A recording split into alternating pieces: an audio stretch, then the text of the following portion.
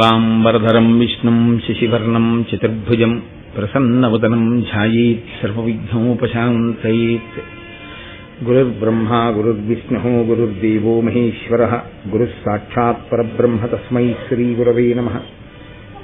వ్యాసాయ విష్ణురూపాయ వ్యాసరూపాయ విష్ణవే నమో వై బ్రహ్మనిధయే వాసిష్ఠాయ నమో నమః. కూజంతం రామ రామేతి మధురం మధురాక్షరం ఆరుహ్య కవితాశాఖాం వందే వాల్మీకికోకిలం. శ్రుతిస్మృతిపురాణానాం ఆలయం కరుణాలయం నమామి భగవత్పాదశంకరం లోకశంకరం. వాగర్ధావివ సంపృక్తౌ వాగర్ధ ప్రతిపత్తయే జగతః పితరౌ వందే పార్వతీపరమేశ్వరౌ. సూక్తిం సమగ్రయతున స్వయమేవ లక్ష్మీః శ్రీరంగరాజమహిషీమధురైః కటాక్షైః. వైదగ్ధ్యవర్ణగుణగుంభనగౌరవైర్యాం కండూలకర్ణకుహరాः కవయోధయంతి. హైమోర్ధ్వపుండ్రమజహన్మకుటం సునాసం మందస్మితం మకరకుండలచారుగండం బింబాధరం బహుళదీర్ఘకృపాకటాక్షం. శ్రీవేంకటేశముఖమాత్మని సన్నిధత్తాం. విమలపటీ కమలకుటీ పుస్తకరుద్రాక్షశస్తహస్తపుటీ కామాక్షీ పక్ష్మలాక్షీ కలిత విపంచీ విభాసి వైరించీ. మనోజవం మరుతతుల్యవేగం జితేంద్రియం బుద్ధిమతాం వరిష్టం వాతాత్మజం వనరయూథముఖ్యం శ్రీరామదూతం శిరసా నమామి. ఆపదామపహర్తారం దాతారం సర్వసంపదాం లోకాభిరామం శ్రీరామం భూయో భూయో నమామ్యహం. నారాయణం నమస్కృత్య నరం చైవ నరోత్తమం దేవీం సరస్వతీం వ్యాసం తతో జయముదీరయేత్. హరి ఓం. జనమేజయుడు ప్రశ్న చేస్తే వైశంపాయనుడు మహాభారతాన్ని వివరణ చేస్తున్నాడు. ఆ మహాభారతాన్ని వివరణ చేసేటటువంటి క్రమంలో వేదవ్యాస భగవానుని యొక్క ఆవిర్భావం గురించి నిన్నటి రోజు తెలియచేసి ఉన్నాడు. ఆ తరువాత రాక్షసాంశలలో జన్మించినటువంటి వీరులు, అలాగే దేవతల అంశలలో జన్మించినటువంటి వీరులు, వారిద్దరి గురించి చెప్పి కురుక్షేత్ర యుద్ధం ఎందుకు జరిగిందో, మాట వినకపోవడము అనేటటువంటిది ఎంత దూరం వెడుతుందో, ఆ వినకపోవడం అన్నది కూర్చున్నవాడి యొక్క స్థానాన్ని బట్టి వాడితో పాటు ఎంతమందిని తీసుకెళ్ళిపోతుందో మనకి మహాభారతంలో మహానుభావుడు వైశంపాయనుడు సంక్షేపంగా వివరించి ఉన్నాడు. అదే తరువాతి కాలంలో కురుక్షేత్ర యుద్ధంలో స్పష్టంగా అర్థం అవుతుంది. మాట వినకపోవడం ఒక దోషం అయితే, మనిషికి సహజంగా అహంకారం ఉండడం ఒక దోషం. ఇది ఎలా ఉంటుందంటే, ఈ అహంకారం అనేటటువంటిది ఉండకూడదు అని చెప్పడం చాలా తేలిక, కానీ సభాముఖంగాను అహంకారాన్ని పరిత్యజించడం అనేటటువంటిది అంత తేలికైన విషయం మాత్రం కాదు, చెప్పినంత తేలిక మాత్రం కాదు. దానికి చాలా చాలా పరిశీలన ఉండాలి. మీరు ప్రయత్నపూర్వకంగా ఏదో కొన్ని చోట్ల జ్ఞాపకం పెట్టుకుని అయ్యయ్యో నేను ఇలా అహంకరించకూడదు, నేను ఇలా అహంకరించకూడదు అని అంటున్నా, మీరు ఒక గొప్ప కార్యానికి కారకులు అనుకోండి. అయ్యా ఎంత గొప్ప పని చేసావయ్యా అన్నారనుకోండి, కార్యం అంతా అయిపోయాక అసలు దాని గురించి ప్రతిస్పందన మనసు పొందకూడదు.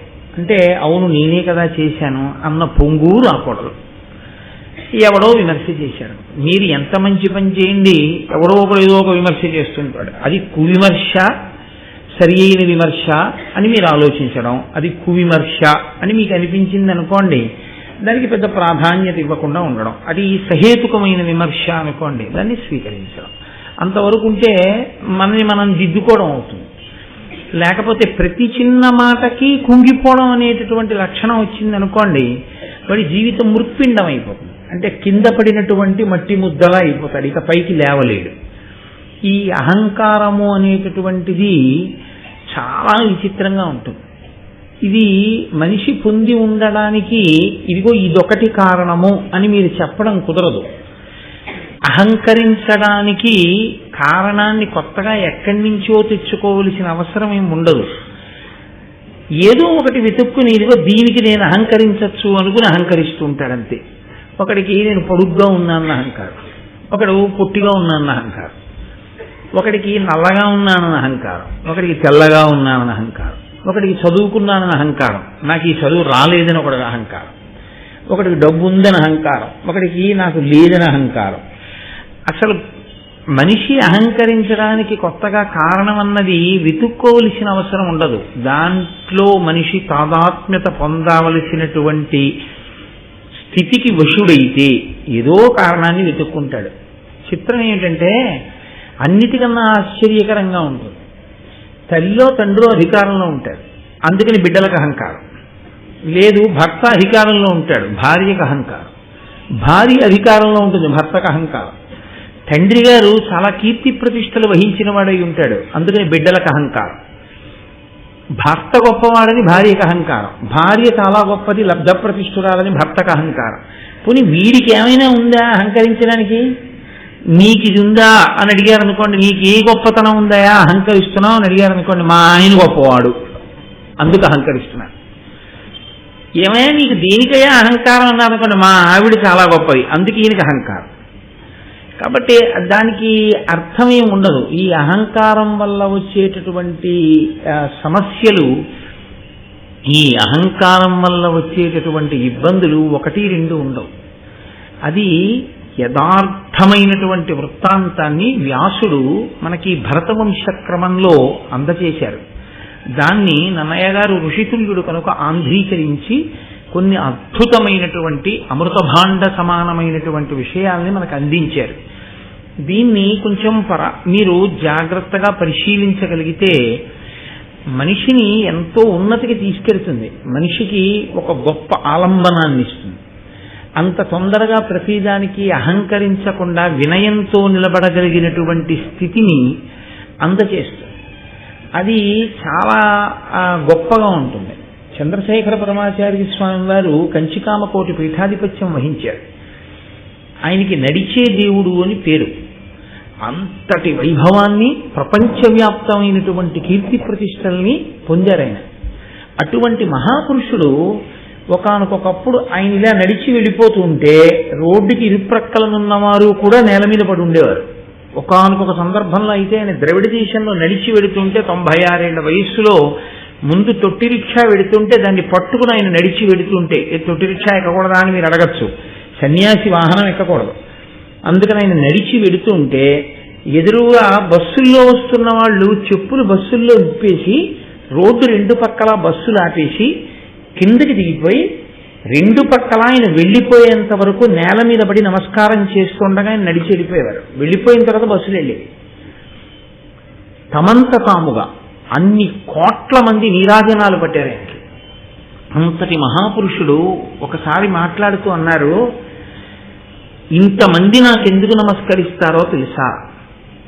నేను శంకరాచార్యుల వారు బట్ట కట్టుకున్నట్టుగా బట్ట కట్టుకుని వేషం కట్టాను, అందుకుని నాకు నమస్కారాలు. ఇవన్నీ ఎవరికి చెందుతాయంటే శంకర భగవత్పాదులకి చెందుతాయి తప్ప ఇవన్నీ నాకు అని మీరు అనుకోకండి. ఈ నమస్కారాలన్నీ శంకరాచార్యుల వారికి. వారు ఎలా సత్యదండం పట్టుకున్నారో అలా, వారు ఎలా కాషాయం కట్టుకున్నారో అలా కట్టుకుని వారు స్థాపించినటువంటి పీఠానికి నేను ఆధిపత్యం వహించినటువంటి కారణం చేత నాలో శంకరుల్ని చూసి నమస్కరిస్తున్నారు తప్ప ఈ నమస్కారములు నాకు కాదు. అలా అనగలిగినటువంటి స్థితి ఎంతమందికి ఉంటుంది? అది చాలా చాలా గొప్ప లక్షణం.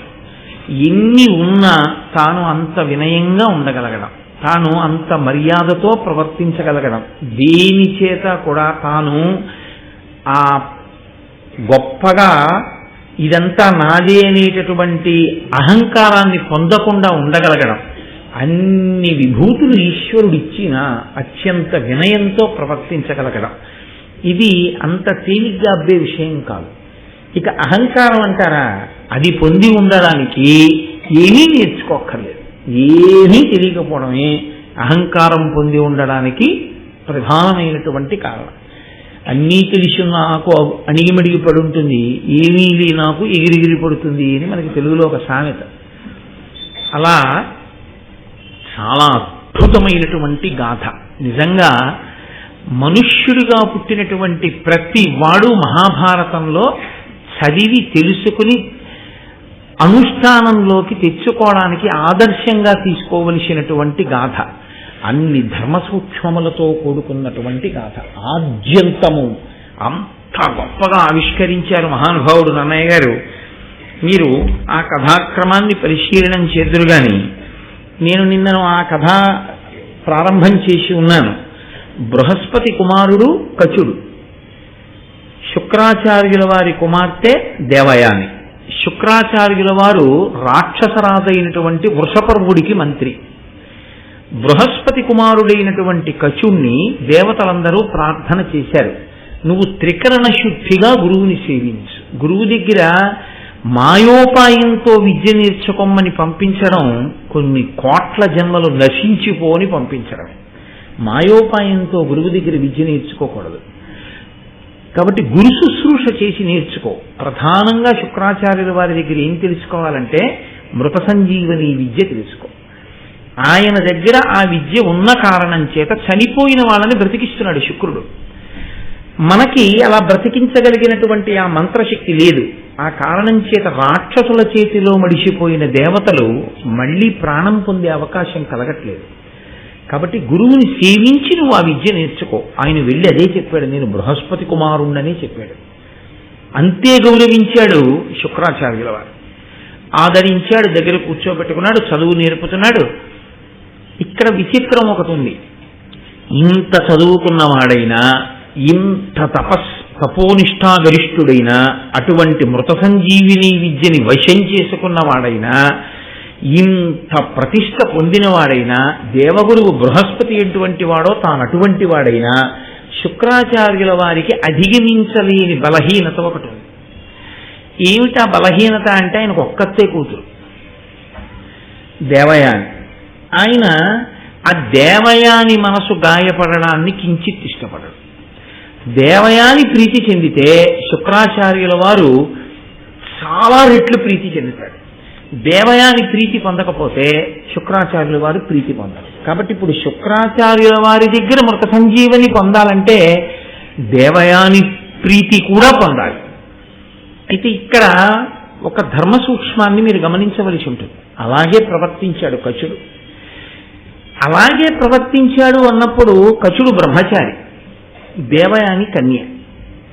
ఆయన ఆమెని అంతగా సేవిస్తే, అంతగా దగ్గరైతే, వాళ్ళిద్దరి మధ్య ఏర్పడేటటువంటి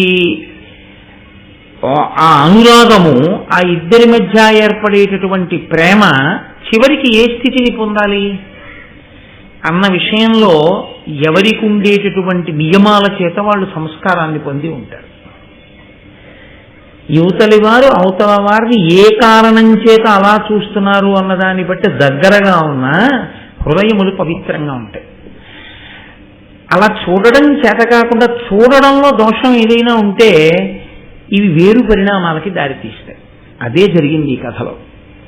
అది ఎందుకు వచ్చిందో వివరణ చేస్తున్నారు మనకి నన్నయ్య గారు. కచుడు బాగా బృహస్పతిని, బాగా శుక్రాచార్యుల వారిని, దేవయానిని సేవించినటువంటి కారణం చేత చాలా ప్రీతి పొందుతున్నాడు శుక్రాచార్యుల వారు ప్రతిరోజు. ఈయన ప్రీతి ఎక్కువైపోతే ఏదో ఒక రోజున మృత సంజీవిని విద్యని ఉపదేశం చేసేస్తాడు గురువుగారు. గురువుగారిని మీరు ఉపదేశం చెయ్యొద్దు అని అడ్డుపట్టగలిగిన వాడు ఉండడుగా, కాబట్టి ఇచ్చేస్తాడు ఆ విద్యని. కాబట్టి ఇవ్వకుండా చెయ్యాలి అంటే గురువుగారు లేకుండా చేస్తే వీళ్ళకే ప్రయోజనం ఉండదు. మళ్ళీ మృత సంజీవిని విద్య ఉండదు, ఆ విద్య గురువుగారితో ఉంది. కాబట్టి గురువుగారు వాళ్ళకి కావాలి. ఉండకూడని వాడెవరు? దేవతల నుంచి వచ్చిన వాడు కచుడు. కాబట్టి ఈ కచుడు లేకుండా చేద్దాం. కచుడు లేకుండా చేయాలంటే ఏం చేయాలి? కచుడిని చంపేయడమే. బ్రహ్మచర్యాశ్రమంలో ఉన్నటువంటి వాడికి కొన్ని విహితములు ఉంటాయి, కొన్ని కర్తవ్యములు ఉంటాయి. ఎప్పుడైనా గురుపత్ని పిలిచి నాయన భిక్షాన్నం తీసుకురా అందనుకోండి, వెళ్ళి భిక్షాన్నం తీసుకొస్తాడు. గురువుగారు పిలిచి సమిధలు పట్టుకురా అంటే సమిధలు పట్టుకొస్తాడు. వెళ్ళి కాసిన పువ్వులు, పళ్ళు, తేనె పట్టుకురా, వెళ్ళి పట్టుకొస్తాడు. లేదు ఏదో ఈ ధేనువులను, ఆవులను మేపు అంటే ఆవుల్ని తీసుకెళ్లి మేపుతూ ఉంటాడు. అలాగే కచుడు ఒక రోజున ఆవుల్ని తీసుకుని వెళ్ళాడు. వెళ్ళి ఆ ఆవుల్ని మేపుతున్నాడు. మీరు ఒక విషయాన్ని గమనించవలసి ఉంటుంది. ఈశ్వరుడు అన్నవాడు ఒకడు ఇప్పుడు ఉంటుంటాడు. నిన్ననే మీతో నేను మనవి చేసి ఆ పరదేవత ఉంటుంది, కదలిక అన్నది మీరు ఎప్పుడు చెప్పినా అది పరదేవతానుగ్రహము అని మీరు గుర్తుపెట్టుకోవాలి. కదలికలన్నీ ఆగిపోయినటువంటి స్థితిలో అంతర్ముఖుడై సమాధి యందు శివుడితో రమిస్తూ తాను శివుడుగా నిలబడిపోయిన స్థితిలో శివుడు తప్ప మిగిలిన కదలికలు ఎప్పుడు ఉన్నా అదంతా పరదేవతానుగ్రహమే. ఆ పరదేవతానుగ్రహము లోపించిందో కదలిక ఇంకొకలా మారిపోతుంది. కదలిక ఇంకొకలా మారిన ఉత్తర క్షణంలో పతనం ప్రారంభమైపోతుంది. అమ్మవారి అనుగ్రహం లేదు, ఒక్క కదలిక పాడి చేస్తుంది ఆవిడ, ఏదో ఒక కదలిక తేడా వస్తుంది అంతే. అది జీవితాన్ని కాదు, కడుపున పుట్టిన బిడ్డల్ని కూడా పాడు చేసేస్తుంది. పరదేవత అనుగ్రహం ఉంది, మీ కదలికలో దోషం వస్తుంటే ఆవిడ దిద్దుతుంది. ఆవిడ దిద్దడానికైనా, అందుకే ఆవిడ పంచతన్మాత్రశాయక.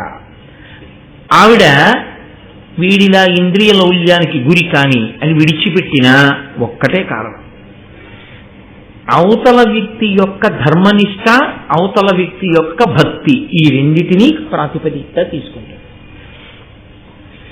ఇప్పుడు ఆయన అదృష్టం చూడండి, ఆయన సమిధలు తీసుకురావడానికి వెళ్ళి ఉంటే దారి తప్పాడనుకుంటారు. ఆయన ఆవుల్ని కాస్తూ వెళ్ళాడు. ఆవులకు లక్షణం ఉంటుంది, తీసుకెళ్ళినటువంటి వాడు ఎక్కడికో వెళ్ళిపోయినా ఆవులు తిరిగి ఇంటికి వచ్చేస్తాయి. వాటికి అదొక లక్షణం ఉంటుంది. నిన్నను శృంగగిరి పీఠాన్ని నిర్వహణ చేసేటటువంటి హరిప్రసాద్ గారు మన దగ్గరికి వచ్చారు. వారి ఇంట్లో ఎప్పుడు ఆవులు ఉంటాయి, వారి అన్ని వ్యాపార ప్రాంగణముల యందు ఆవులు ఉంటాయి. ఆయన తన ఇంట్లో ఉన్న ఆవుని ఏదో అది కొంచెం చూడుతో ఉంది కదా అని చెప్పి దానికి బాగా రక్షణగా ఉంటుంది అని దగ్గరగా ఒక 50 కిలోమీటర్ల దూరం అవతల ఎక్కడో ఇంకొక ఊళ్ళో తన ఫ్యాక్టరీ ప్రిమిసిస్ లోకి పంపించారు ఒక ఆవుని. చాలా జాగ్రత్తగా పంపించి ఆయన రాత్రి పడుకుని నిద్రపోయారు. తెల్లవారేటప్పటికదా అంబారావం చేస్తూ గేటు ముందు నించునుంది. ఆ 50 కిలోమీటర్ల దూరం అది ఎన్నడూ వెళ్ళి ఎరగదు. ఎన్ని మలుపులో ఉండి ఇంకొక ఊరు అది వచ్చేసింది అంతే. ఎలా వచ్చేసింది రాత్రికి రాత్రి అంటే ఆవులకి ఆ లక్షణం ఉంటుంది, అవి యజమాని దగ్గరికి వచ్చేస్తాయి, అవి అంత కష్టపడి వచ్చేస్తాయి. కాబట్టి కచుడు రాకపోవచ్చు కానీ ఆవులు వస్తాయి ఇంటికి. కాబట్టి ఆ రోజున ధేనువుల్ని కాస్తూ అతను వెళ్ళడమే అతని అదృష్టం. కాబట్టి అతనికి ఏదో జరిగింది అని అనుమానించడానికి ఒక కారణం ఏర్పడింది. దేవయానిని కూడా తృప్తిపరిస్తే తప్ప, దేవయాని కూడా సంతోషిస్తే తప్ప సంతోషించని మనసు కచుడికి ఉండడం, శుక్రుడికి ఉండడం కచుడికి అదృష్టమైంది. ఎందుకని? శుక్రుడు పట్టించుకోలేదు కానీ దేవయాని పట్టించుకోలేదు. వీడు ఇంకా ఇంటికి ఎందుకు రాలేదని అడిగింది. అలా అడిగేవాళ్ళు లేరనుకోండి, ఆయన ఏమైపోను, కుక్కలు పీకేసిన పులులు తినేసిన అయినా బతికించగలడు శుక్రాచార్యుల వాడు. కాబట్టి ఇప్పుడు ఆ రాక్షసులు ఏం చేశారంటే ఆయన్ని తీసుకెళ్లి ఓ చెట్టు కట్టేసి ఆయన్ని నరికి చంపేశారు. ఇప్పుడు ఆ కచుడు మరణించాడు. సాయంకాలం వరకు ఆవులు ఆ చుట్టుపక్కల మేత మేసాయి. వెనకాతల తోలుకెళ్ళిన వాడు ఎవరున్నాడో అతను మరణించాడు, చెట్టు కట్టేశాడు. కాబట్టి ఇప్పుడు ఆ శవాన్ని పీక్కు తినడం కూడా చాలా తేలిక క్రూర మృగాలకి. ఆవులు తిరిగి వచ్చాయి, శుక్రాచార్యుల వారు పట్టించుకోలేదు. ఆయన సాయంకాలం తను చేయవలసిన హోమం ఏముందో అగ్నికార్యం అది చేసుకున్నాడు. చేసుకుని ఆయన ప్రశాంతంగా కూర్చున్నాడు. దేవయాని వచ్చింది, వచ్చి శుక్రాచార్యుల వారిని ప్రశ్న వేసింది. ఇది అద్భుతమైనటువంటి రచనా విధానం. ఇందులో ఎక్కడా కూడా ఇంకొక రకమైన మాట నన్నయ్య గారు తిన్నగా వాడరు. అంటే మీరు అర్థం చేసుకుని ఉంటారు నన్ను. కానీ ఆమె హృదయము ఆయన యందు అనురక్తమయ్యున్నది అన్న విషయం మాత్రం ఆవిడ మాట్లాడుతున్న తీరు బట్టి స్పష్టం అవుతుంది. కాబట్టి ఆవిడంది శుక్రాచార్యుల వారి దగ్గరికి వెళ్ళి, వాడిమయాఖముల్ కలుగువాడ పరాంబుది గ్రుంకే ధేనువుల్ నేదిట వచ్చే ఏకతమ ఇష్టమయిన్ భవదగ్నిహోత్రముల్ పోడిగ వేల్వగాబడి ప్రొద్దును పోయి కచుండు నినియున్ రాడు వనంబులోన మృగరాక్షస పన్నగ బాధనొందెనో. ఇది మనస్సులో ఎంతో ప్రేమ ఉన్నటువంటి వాళ్ళు తప్ప మాట్లాడనటువంటి మాటలు. కచుడు అన్నవాడు వాడు తిరుగుతుందని వాడు కనపట్టలేదు ఏంటండి ఇవాళ అని వెళ్ళిపోవడం వేరు. ఈవిడి ఇవాళ మాట్లాడుతున్న తీరు వేరు. దేవయాని అంటే దేవయాని ఆయన ఎందు కచుని ఎందు అనురాగమును పెంచుకుంటోంది అనడానికి ఈ పద్యం సాక్ష్యం. ఆవిడంది వాడిమయూఖముల్ కలుపువాడ పరాంభుది గురుంకే, చాలా తీవ్రమై వేడి కలిగినటువంటి కిరణములు కలిగినటువంటి సూర్యభగవానుడు పశ్చిమ సముద్రంలో మునక వేశాడు. అంటే సూర్యాస్తమయం అయిపోయింది. ధేనువుల్ నేటిట వచ్చే నేకతమ, వెళ్ళినటువంటి ఆవులు ఒక్క ఆవులే తిరిగి వచ్చాయి. ఆవుల్ని తోలుకుని వెళ్ళిన వాడు తిరిగి రాలేదు. నిష్టమైన భవదగ్నిహోత్రముల్ పోడిగా వెల్వగాబడియే, నీ అగ్నిహోత్రం ఉందే దానికి చక్కగా నువ్వు హోమకార్యం మాత్రం పూర్తి చేసేశావు, హవిస్సులు ఇచ్చేశావు, ఆ అగ్నిలో వేల్చవలసినవి వేల్చావు, దానికి చేయవలసిన పూజ పూర్తి చేసేశావు. అంటే అందులో ఒక చిన్న దెప్పి పొడుపు ఉంది, నువ్వు పట్టించుకోలేదు కచుడు రాలేదన్న విషయాన్ని నాన్న. కాబట్టి నువ్వు సాయంకాలం చేయవలసిన పని చేసేసావు, అగ్నికార్యం అయిపోయింది. కచుండు నేను రాడు, కచుడు మాత్రం తిరిగి రాలేదు. అంటే ఆవిడికి ఎంత ఆందోళన ఉందో చూడండి ఆయన రాకపోవడం మీద. కచుండు నేను రాడు వనంబులోన మృగరాక్షత పన్నగ బాధనుందెనో, వనంలో అరణ్యంలో మృగముల వలన కాని రాక్షసుల వలన కాని పాముల వలన కాని ఏమైనా బాధ పొందాడో ఏమో. కాబట్టి నాన్నగారు కచుడు రాలేదు, నాకు చాలా ఆందోళనగా ఉంది అన్నాడు. అంటే వెంటనే దేవయాని ఏదైనా ఒక మాట అంటే దానికి చాలా ప్రాధాన్యత ఇస్తాడు శుక్రాచార్యుల వారు. ఆయనకున్న తన కూతురు మీద ఆయనకున్నటువంటి అభిమానము అవధి లేనిది, అంత ప్రేమ కలిగినటువంటి వాడు. అది తండ్రితనానికి దోషమా అంటే దోషమని చెప్పలేం, కానీ అంతటి మహాతపస్వికి అంత హద్దులేని ప్రేమ ఉండడం ఆశ్చర్యకరం. కాబట్టి ఇప్పుడు ఆ శుక్రాచార్యుల వారు ఒక్కసారి దివ్య దృష్టితో, నేను మీతో మనవి చేశాను, ఈ నేత్రం మనకు ఒక లక్షణం ఉంటుంది, ఇది కొంత దూరం మాత్రమే చూస్తుంది, మాంసనేత్రం. అంతకన్నా దూరం చూడగలిగినవి కొన్ని ఉంటాయి, వాటిని తపస్సంపత్తి చేత పొందినటువంటి దృష్టి అంటారు. అప్పుడు ఈ కన్ను మూసేస్తారు, ఆంతరనేత్రాన్ని తెరిచి చూస్తారు. చూసినప్పుడు వాళ్ళు ఇలానే చూస్తే ఎలా చూస్తానో అలా వాళ్ళు చూడగలరు, ఆ శక్తి ఉంటుంది. అలా ఉంటాయా అండి? నీకు లేదని ఎవడికో లేదని నువ్వు అనకూడదు. నువ్వు చేయలేదుగా అలా తపస్సు, నువ్వు అలా చేసి ఉంటే నీకు వచ్చి ఉండేది. నువ్వు చెయ్యకుండా అన్నం తింటే ఆకలి తీరుతుందా అండి అని నువ్వు అన్నం తిననప్పుడు అడుగుంటావు. నువ్వు ఇప్పుడు తిన్నావు కాబట్టి నువ్వు ఇప్పుడు అలా అడగవు. నువ్వు ఓసారి అంత గొప్ప తపస్సు నువ్వు చేసి ఉంటే ఈ ప్రశ్నను వెయ్యవు. ఈ ప్రశ్న వెయ్యకుండా అది మూఢనమ్మకం అన్నావు, నీ అజ్ఞానానికి పరాకాష్ట. కాబట్టి ఇప్పుడు ఆయన లోదృష్టితో ఆంతరదృష్టితో ఒక్కసారి లోకం అంతా చూశాడు. ఎక్కడున్నాడు కచుడు? ప్రధానంగా అరణ్యమే కదండి, ఆ ధేనువుల్ని తీసుకెళ్ళింది, కనపడలేదు.